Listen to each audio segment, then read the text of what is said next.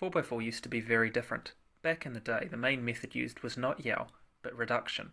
But why did this change? When did this change? This is the story of how in 2012 a major shift in 4x4 speed solving occurred.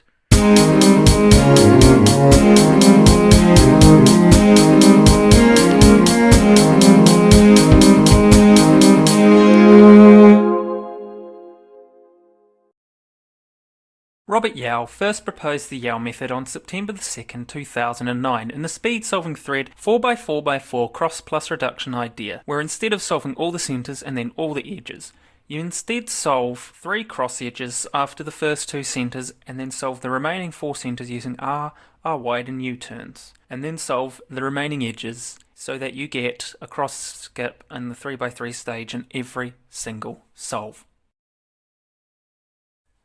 I watched an old video of a 4x4 solve by Eric Ackersteig. He solved, built and placed 3 cross pieces after the first 2 centres and then finished the centres without destroying the 3 cross pieces. After this, I think he used basic 3-wing cycles to pair up the rest of the edges. I was inspired by this video and I wanted to see if I could build and improve upon this idea. At the time I liked the 3-2-2-2-3 method for pairing edges but didn't like looking at the bottom for my next piece because it ruins the flow of your solve. I figured that you could eliminate this problem by storing 4 paired up edges on the bottom. These edges may as well be cross edges, so after combining these ideas we now have the method we call Yao today. Initially the reaction wasn't super positive. It was new, but it wasn't shot down completely. This is K4, at least to some extent. This is K4, there are many variants, but it's K4. The start equals the start of K4 minus corners. While Dan Cohen's world record single increased interest in Yao, it still had some pushback. The restricted centres was the main reason people disliked Yao. There was some discussion of first 3 edges, showing people wanted to develop it further. There wasn't much interest at first until Dan Cohen adapted this method and broke the 4x4 single world record a month later at the World Championships in 2009 in Düsseldorf, Germany. Afterwards there was more discussion about refining and improving this method. So in answer to those questions, I first heard about Yao, I think probably the first year I started cubing, 2008 or 2009, when Dan Cohen was using it in 4x4, and I remember him setting the 4x4 world record at Worlds 2009, and that he used Yao or some sort of variant of it. So that's, I think, in my mind, the very first time that I heard about it from memory. So it was pretty early on when I started cubing. I still fail to recognise how this would be better than regular reduction due to the restriction in preserving the cross edges. And still now, I figured solving the cross pieces would be a waste of time. I'm just sticking with normal reduction for 4x4. Rob, it is an interesting idea. Not for me though. I dislike all the inner slice turns. It is much like K4 for the first step, but afterwards I like how you do the 3-2-2-2. I was thinking about maybe while setting up certain pieces for regular reduction, if you could see it, try to place a few cross pieces. I think that feels more natural. I got a 116 that way. I solved 2 cross pieces while setting up the last 2 edges to pair. Interestingly, Chester Layton, former multi-blind and 5-blind world record holder, had linked a similar idea he had had in October 2008. He was focused on lowering move count and avoiding parity, but didn't give details initially. I want to know the method, please. I don't really see a way that it saves moves or speeds up the process. I think you should just practice transitioning from pairing to cross more. I didn't say it saves moves or speed up the process. I just said I hated the transition, so I was testing a new method out. Well, failed me. Guess I'm gonna just go back to normal reduction. I'm not colour neutral, so that's why step 1 has to start on white or yellow, but that's just me. It would clearly take some time and more people switching to Yao for Yao to take over, and someone getting faster with it always helps with increasing its use. In the next few years, opinions grew. It was seen as a viable alternative to the reduction method, but not definitely better yet. And so this does beg the question of whether or not you should learn Yao versus just regular old-school reduction. And I have to say that it really depends on the person. Speed-wise, they both have the same potential. Some did think it was better, but centres still caused some to avoid it. People thought it could be better for some but not others, and as Tom Barlow's post shows, it was considered viable in 2010, and he wasn't the only one suggesting it. The view of how good Yao is increased as time went on. It's all personal preference. Try them both out for a bit and see which one you like better. I personally hate Yao.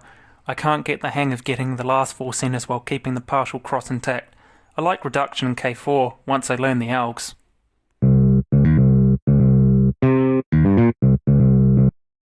Apart from Masayuki Akimoto at the 2003 World Championships, all 4x4 world records were set with reduction until Dan Cohen at the World Championships in 2009. At the start of 2008, a little over 18 months before the proposal of Yao, the 4x4 world records were a 46.63 single and a 58.15 average, both held by Matthias Kuti.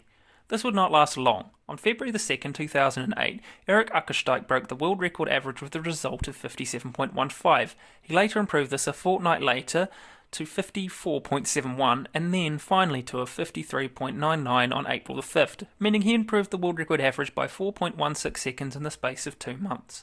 The next world record of the year was a 46.03 single by Dan Cohen in June, before Keisuke Hiraya broke both the single and average world record with a 46.03 single and a 52.31 average, another huge jump.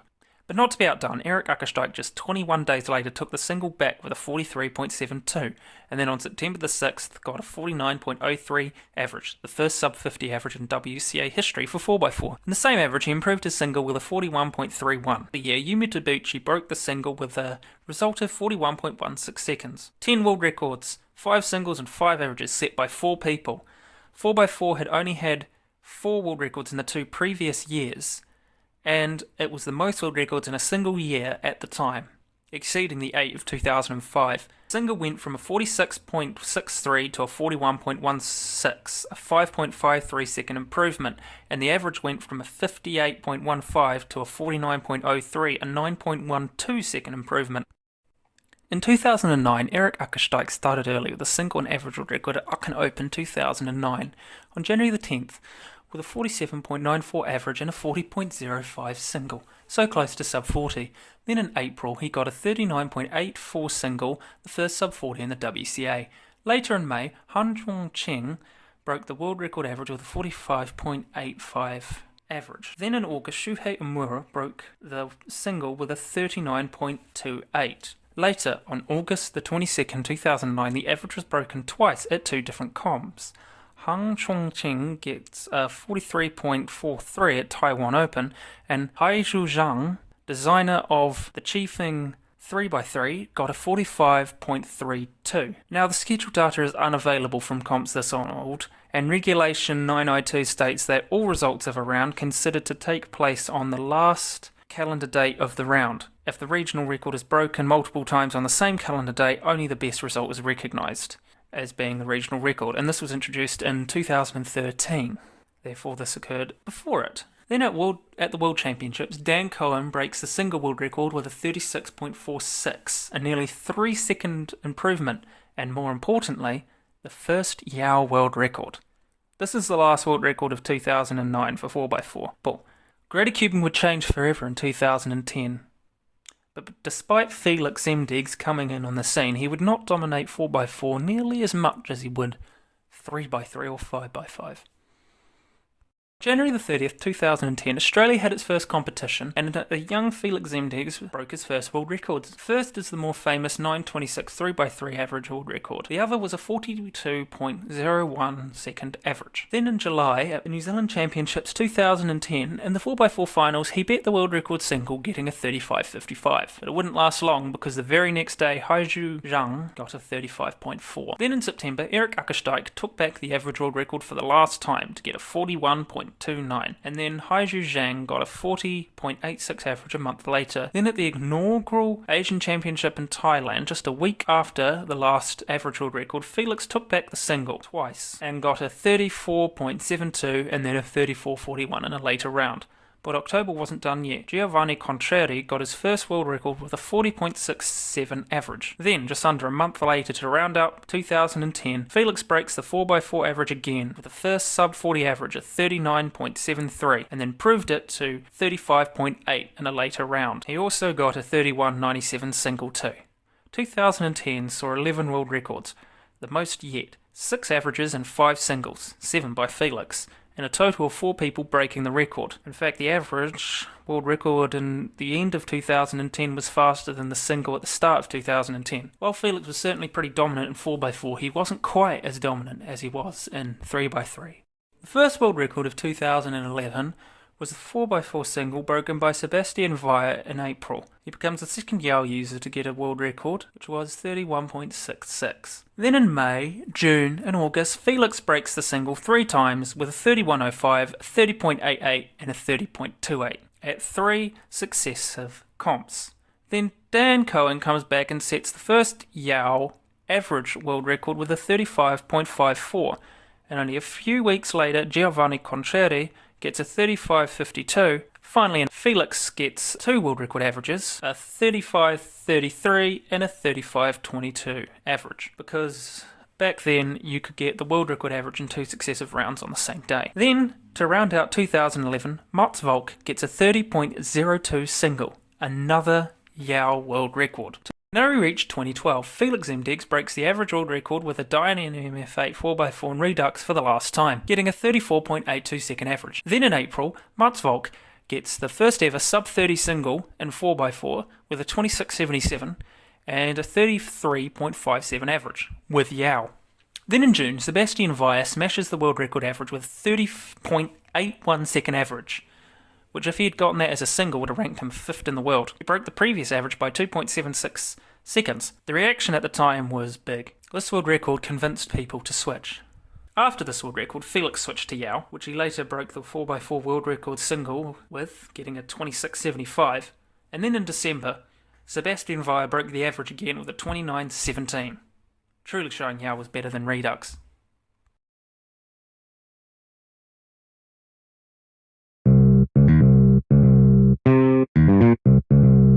The huge jump in 4x4 world records in 2012 sent shockwaves throughout cubing. On the 5th of August 2012, Felix posted an average of 5 of him using Yao. Many people switched because of him. A poll posted on Speed Solving in 2010 showed that 69% used reduction and 16% used Yao. A later poll in September 2012 now showed 50% using Yao and only 40% using reduction.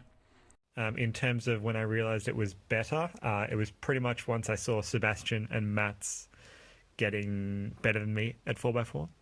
So this would be when Mats got like the world record single, the first ever sub 30, and then also when Sebastian started doing some low 30 averages. And then it was specifically when Mats did the 26.77 single, I kind of played around with it and realized it was definitely better. But for me, I was just kind of waiting for that evidence before putting in the work. But I was pretty sure it was better, and I just needed to find the time to switch to it.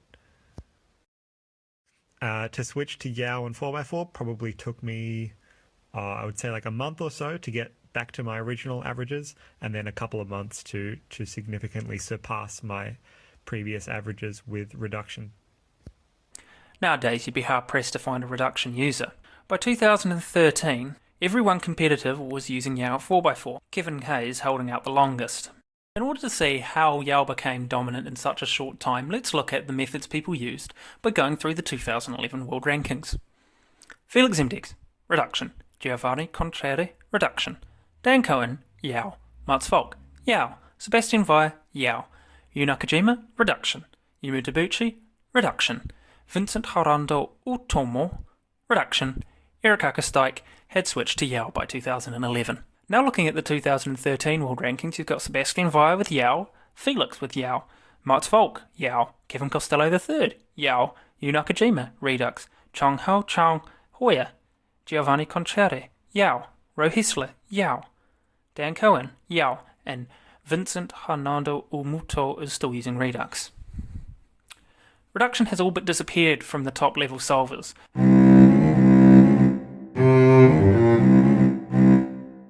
Why is Yao better than reduction? It boils down to that the fact is Yao edge pairing is so much faster than reduction, and while it does add time to the centers, it isn't that much time. The centers in Yao are reduced to YR turns and U turns, and does take a few more moves, but it's not that significant of a difference.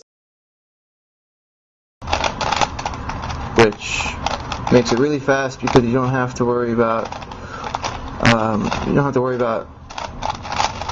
building your cross and being reoriented and not having anything done. So it's a pretty quick method.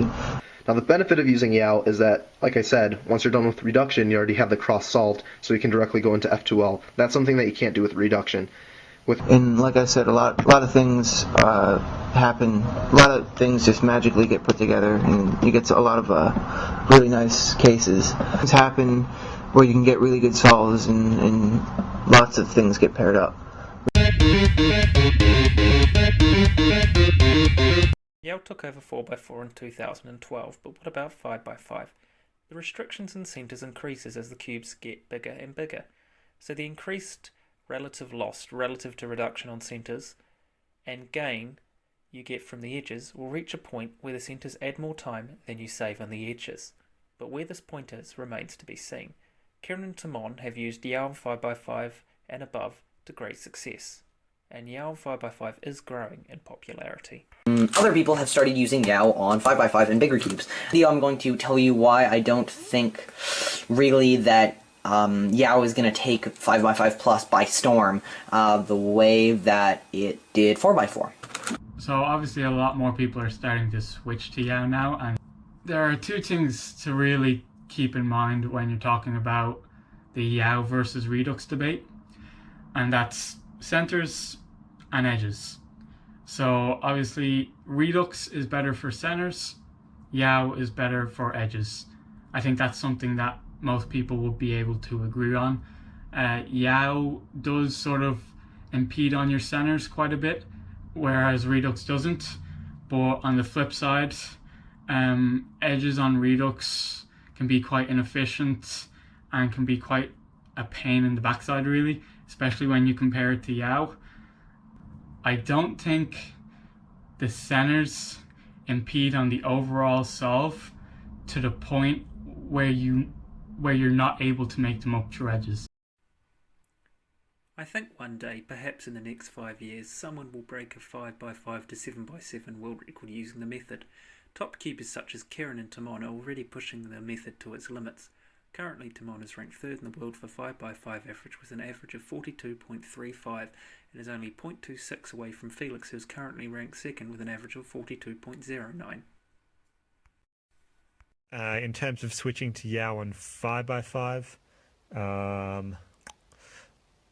I think, at least for me now, I'm kind of... So I've spent a lot of time practicing Yao on 5x5, and I'm still not particularly good at it.